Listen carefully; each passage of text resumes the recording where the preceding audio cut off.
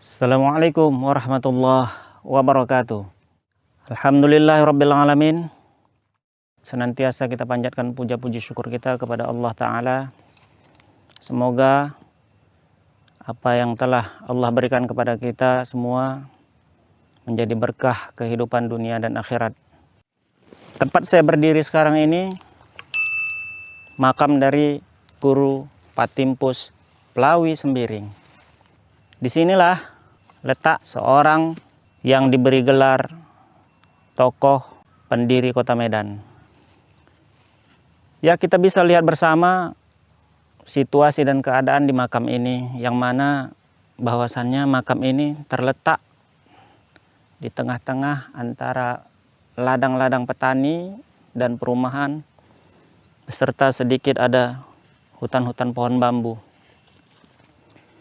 Bagaimana kisah dan sejarah daripada Guru Patimpus yang diberi gelar sebagai pendiri Kota Medan, dan mengapa makam beliau ada di Desa Lama, Kecamatan Hamparan Perak, Kabupaten Deli Serdang? Ingin mengetahui sejarah lengkapnya? Kita akan kupas tuntas dengan kepala desa yang berada di Desa Lama. Tetap di Dua Segi.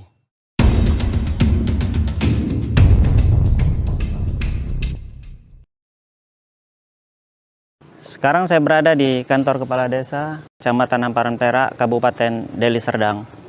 Disinilah nanti kita akan minta narasumbernya untuk memberikan informasi mengenai sejarah daripada Datuk atau Guru Patimpus Plawi Sembiring. Perkenalkan, nama saya Mulyono, Kepala Desa Lama.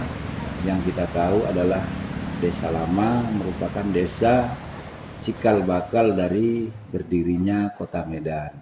Kenapa cikal bakalnya? Karena memang ada sejarah historis yang memang harus kita kembalikan, harus kita ingat bagaimana tentang historisnya berdiri Desa Lama itu.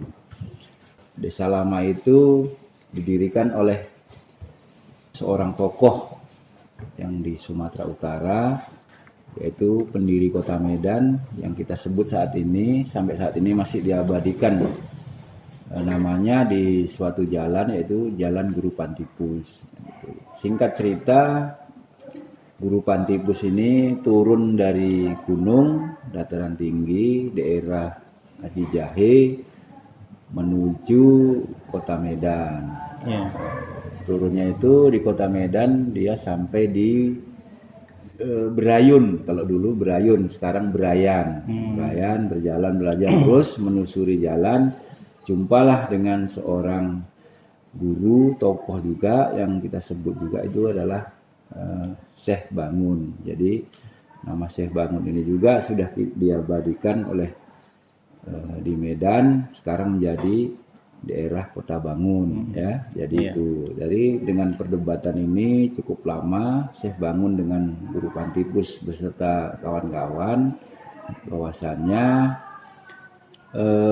Syekh Bangun memberikan saran ketika itu Guru Patimpus ini memang haus, ya, haus, minta minum, minta kelapa muda dari Syekh Bangun. Yang tujuannya untuk apa? Untuk minum beserta 7 orang tadi, ya. Dengan minum, jadi disarankan oleh Syekh Bangun disuruh ambil 1 cukup, karena kelapanya cukup, minum ber-7 kan gitu. Tapi sang Guru Patimpus tidak mau menghiraukan. Jadi dalam hal ini terjadilah perdebatan yang lama. Mungkin satulah yang dikupas sama Guru Patimpus oleh saran dari Syekh Bangun tadi. Dengan tujuan apa? Dengan tujuan tidak terkupas semua. Jadi dari situ, dari kupas 1 nanti kalau tidak habis, ini harus dibalikkan kembali di pohonnya. Nah, cuman Guru Patimpus nggak apa namanya, merasa nggak yakin bahasanya bisa dibalikkan. Maka dia ditantangnya Syekh Bangun, kalau memang Tuan Syekh bisa mengembalikan seperti atas, di ke atas kembali, saya ngikut ajaran dan aturan Syekh Bangun. Dia bilang oke, diterimalah oleh Syekh Bangun. Maka dibalikkan lagi ke atas kelapa yang satu tandan tadi.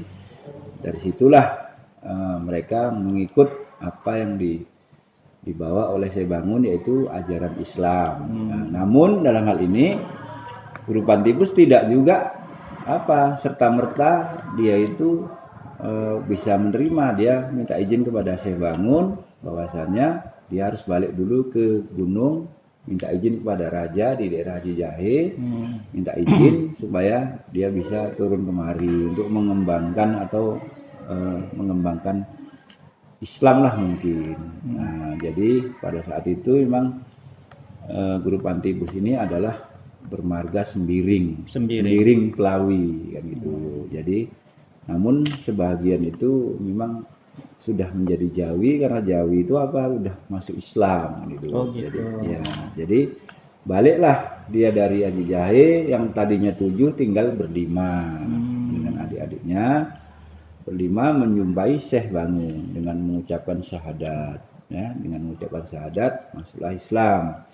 Maka di saat itu juga salah satu putri dari Syekh Bangun dikawinkan dengan si Guru Pantibus, dan untuk mengembangkan ini semua. Jadi dalam hal ini singkat ceritanya itu Guru Pantibus ini kawin dari anak Syekh Bangun tadi. Saya pun tidak ingat anaknya siapa karena bukunya pun kemarin ada tapi hilang ini kan gitu ya.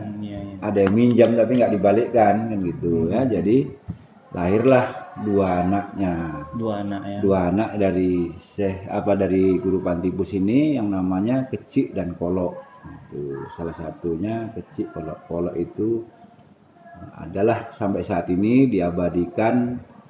Kolok itu diabadikan sebagai daerah di Desa Lama ini Sungai Kolok. Nah, Kolok di mana itu Pak? Ada di melintas di sepanjang jalan, di sepanjang daerah pinggiran tengah-tengah itu Desa Lama. Iya, di Desa Lama. Kolok ini adalah tempat untuk sungai ini dulu tempat si Kolok ini mengembangkan agama Islam kan itu sungai ini tadi, karena laut seperti laut dia kan gitu kan. Jadi untuk mengembangkan agama Islam sampai ke Samudra Pasai kemana-mana kan gitu.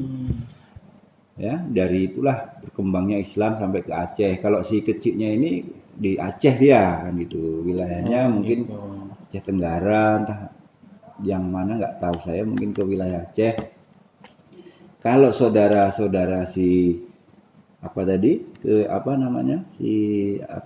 Guru Pantibus tadi ada yang ke daerah Perbaungan, ada yang ke Deli Tua, ada yang ke Langkat, macam-macam lah berpisah, ada yang ke Sunggal kan gitu. Si Pantibus di Hamparan Perak ini sampai meninggallah di Hamparan Perak dan kebuminya itu di Hamparan Perak. Itulah cerita sejarah singkat yang mungkin orang tua kita dulu pernah seperti ini kan gitu. Kenapa dulu wilayah itu adalah satu garis dengan kota Cina, Kerajaan Aru kan itu dia. Satu garis dulu dia. Di daerah tempat pemakaman Guru Pantibus itu ada yang namanya itu dulu namanya Sungai Gelanggang. Yang sekarang ini? Iya, masih sekarang udah nggak ada lagi sungainya, udah tertutup semua dan tempatnya pun agak angker kan gitu kan. Sungai Gelanggang ini adalah tempat persinggahan para pedagang dari Portugis, dari mana-mana bersinggahlah di situ, dari Jawa zaman kerajaan dulu. Jadi di situ seperti laut tapi namanya Gelanggang. Gelanggang. Ketika Sungai Gelanggang ini daerah ekonomi lah dulu Desa Lama ini, daerah itu sekarang masih kita namakan daerah Keramat. Wilayah Keramat. Dan kemarin waktu Pak Bobi dan Pak Aulia Rahman nyalon wali kota juga sudah melihat ini makam Guru Pantibus ini kan gitu, minta izin, minta restu lah untuk jadi wali kota. Dan mereka juga pernah berjanji di depan situ untuk merenovasi makamnya. Kita kehilangan sampai saat ini belum bisa kita jumpai lagi, karena kemarin tuh dari arkeolog dari Belanda informasi ngambil batu nisannya itu Oh, disita. itu di bawah, Pak. Iya, di Jadi yang bawahnya. sekarang ada hanya pengganti sementara. Sekarang ada ya cuman batu-batu Batu bulat gini biasa aja. bulat itu ya. Nah, nggak ada lagi kan gitu. Oh, Jadi, itu tahun berapa, Pak? tahun Pihak Belanda. 2009. 2009. Bersama penelitian dengan Kerajaan Aru kan gitu. Oh iya. Karena wilayahnya itu ini di sini umpamanya di Desa Lama ini tempat perdagangannya dulu, di sebelah sini Kerajaan Aru kan itu. Ya. Jadi sampai saat ini daerah berdua ini setinggi apapun yang namanya banjir nggak pernah akan kena ini. Oh, Mau- itu istimewanya. Iya, istimewanya itu. Dataran Padahal- tinggi kah atau enggak? Enggak juga, enggak dataran tinggi. Tapi kadang-kadang kalau banjir tinggi gitu airnya seperti di atas, ini tanahnya di bawah gini, enggak masuk air ke lokasi itu kan gitu. Oh, semacam ada karomah ya, Pak. Ya? Seperti itulah, seperti ada karomahnya. Jadi itu salah satu daerah yang memang sangat kita lestarikan lah sampai saat ini. Juga kalau memang nanti ada jumpa dengan Pak Wali Kota Medan atau Pak Wakil Wali, ya saya nitip kan itu. Nitip apa? Nitip janji omongnya dulu Insya ketika akan Nyalon. nyalon itu kan datang dan minta bagaimana berdoa bersama Iya. untuk merenovasi kan gitu. Karena keturunan Pantipus ini adalah salah satunya sampai Kota Medan, yaitu Kerajaan Delhi yang ada di Kota Medan. Itulah cikal bakalnya semua. Jadi dari situlah semua kan itu. Kerajaan Delhi itu yang Istana Maimun macam semua itu berpautan bersangkut paut dengan Pantipus kan itu. Iya, iya. Makanya kalau warga saya di sini, warga sekitar hamparan Perak, Melayu kita itu rata-rata Melayu Karo kan itu. Ada marganya. Nah, ada marga Ginting, ada marga Sembiring, Iya. Ranginangin, Tarigan kan gitu. Berarti titisan sejarah dari Sejarahnya Guru tadi Pantipus masih ini. ada, titisan sejarah dari Pantipus kan gitu. Jadi Iya. saya berharap ini bisa dengan kita kumpul seperti ini biar tahu Insya lah Allah, kita ya. sejarah tadi ya. Iya, inilah harapan Nah, kita. Kalau kolok itu memang sampai sekarang masih kita abadikan dari udah 600 tahun yang silam dari Iya. orang tua itu udah kita abadikan. Jadi Pak, ini makam Guru Pantipus ini kan saya lihat di situ hanya makam beliau saja kan. Sebenarnya banyak makam di situ, keluarganya pun banyak di situ. Tapi karena kita tidak ada lagi tandanya, yang ada tanda itu hanya punya Pantipus, nggak berani masyarakat ini ngutak-ngutik kan gitu. Dulu gitu. banyak itu makam di situ. Mungkin ada 30 atau 50-an orang gitu. Seluruhnya keluarga dari Guru Iya, Pantipus. keluarga dari situlah semua yang ada itu. Jadi ada juga makam itu sekarang ini tidak dilestarikan lagi kan itu. Karena tempat pemakaman umum kan udah banyak Iya. kan gitu. Kalau sampai akhir hayat Guru Pantipus ini beliau dikuburkan di sini, apa memang beliau ini memang asli memang menetap sekarang di Kota Lama ini, Desa Lama ini, Pak?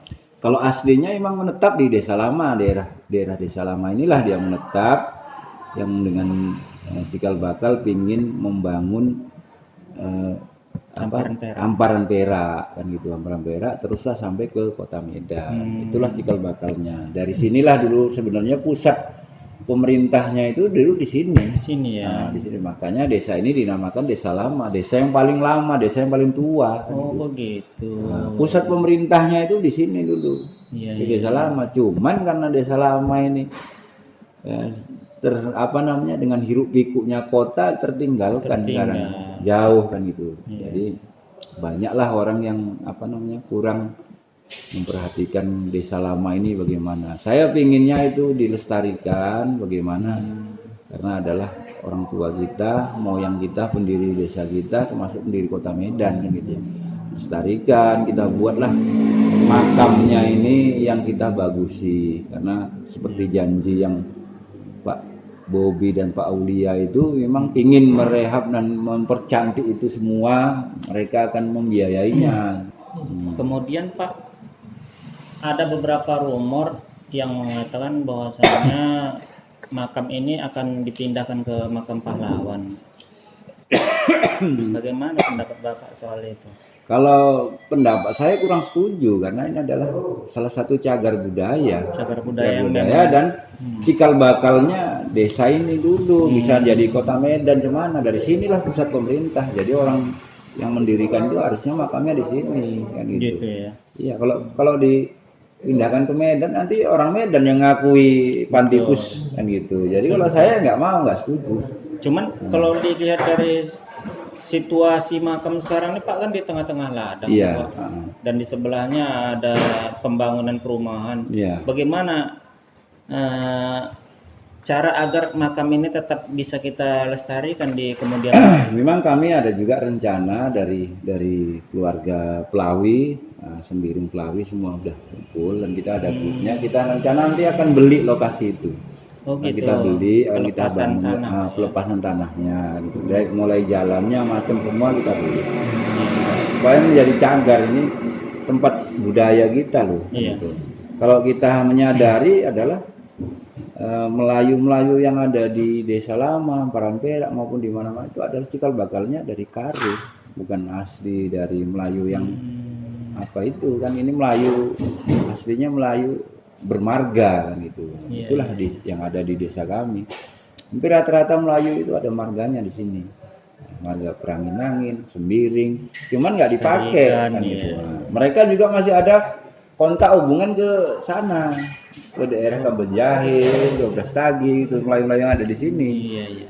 Nah itu masih ada kontaknya. Satu lagi nih Pak, ini kan biasanya bagi kita suku Karo atau suku Melayu, yang kalau ada orang tua meninggal itu kan biasanya dimakamkan di halaman rumah ya Pak. Iya. Jadi apa memang sebelumnya juga di makam Guru Patimpus ini memang beliau ada rumahnya sebelumnya di situ? Sebelum memang di pemakaman itu adalah memang rumahnya si beliau ini. Rumah beliau. Cuman kita kan nggak tahu sejarahnya dulu kok tanah ini bisa dijual belikan kan gitu. Itulah. Memang rumahnya ada di situ. Itulah daerah darat tadi. Memang rumahnya itu disitulah daerah sentral semuanya. Gitu. Memang rumahnya di situ. Makam itu. Makanya Melayu-Melayu sekarang kita ini hampir rata-rata depan rumah ada kuburan seperti itu dia. Nah, itu. Jadi saya kutip harapan Pak Kades ini yang menuntut janji lah sama Pak Wali Kota, sama Pak Wakil. Saya emang terus terang aja, saya nuntut janjinya kemana kan, bukannya kampung saya. Ya mudah-mudahan Bapak Wali Kota melihat nantinya ya video kita ini ya, dan ya harapan kita bersama sebagai generasi penerus bangsa ini untuk melestarikan sejarah yang ada, karena sejarah ini kan bukan cuma cerita kan, tapi perlu ada fakta dan realita. Dan karena sejarah juga kita bisa berada di zaman yang serba canggih sekarang ini kan gitu. Jadi saya berharap kepada adik-adik semua bisalah menyampaikan ini ke Pak Wali lah kan gitu. Saya hanya ingin mengingatkan, bukan menuntut, mengingatkan kepada Pak Wali, Pak Wakil Wali. Pada saat itu diucapkan ingin membangun daerah makam Guru Patimpus. Walaupun di makam dibongkar makamnya, gimana caranya ya itu haknya mereka.